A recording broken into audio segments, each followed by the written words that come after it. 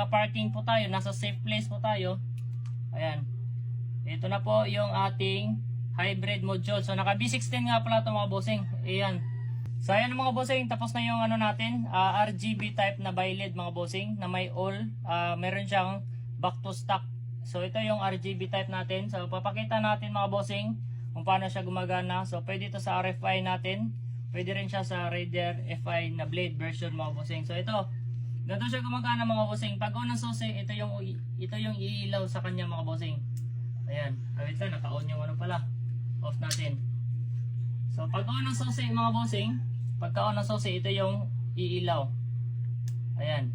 So all white lahat mga bossing, street legal. Tapos pag park light, andyan pa rin yung original park light natin, yung genuine.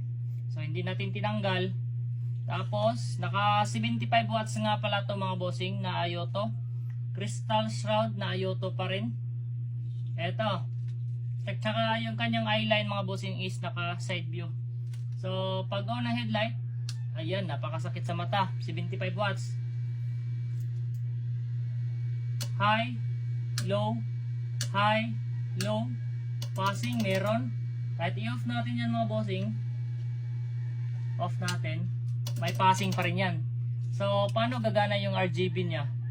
So ito mga bossing, ito na yung binago ko sa ginagawa natin. Kasi dati nati-trigger yung RGB natin pag, kasi kinokontrol yan dati, tripole controller kasi yan dati. Pwede sa cellphone, pwede sa switch, pwede rin sa remote. Ngayon mga bossing ko, para safety talaga, kahit i-on off yung susi, hindi mati-trigger yung kanyang RGB. Kagaya nito mga bossing, on off natin.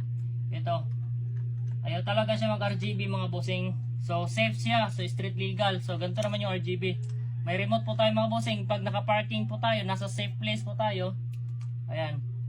Ito na po yung ating hybrid module. So naka B16 nga pala ito mga bossing. Ayan.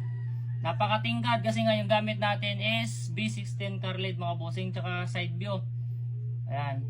So fit na fit siya mga bossing kasi yung ginamit natin na silicone niya is pinakanipis talaga. Ayan. So paano naman pag may biyahe, paano siya i-trigger mga bossing ko? Pwede nyo i-off yung susi, pwede yung ganito Ayan, pagka off ng susi, automatic papatay yan. Babalik sa normal yan. Ayan pagka off ng susi, ayan, balik sa all white. So paano naman? Pwede siya makontrol sa mga bossing. Kung gusto nyo balik sa all white, yung pang madali na talaga, ayan, all white. RGB, all white.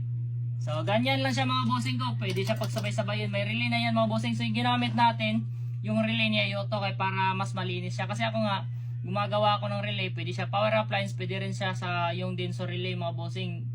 So tinesting ko pa rin yung Ayoto. Napaka-solid ng Ayoto kasi nga, kunti na lang yung gagawin natin. Tsaka malinis sa tignan. So yung kulang na lang dito, yung kanyang balot dito mga bossing.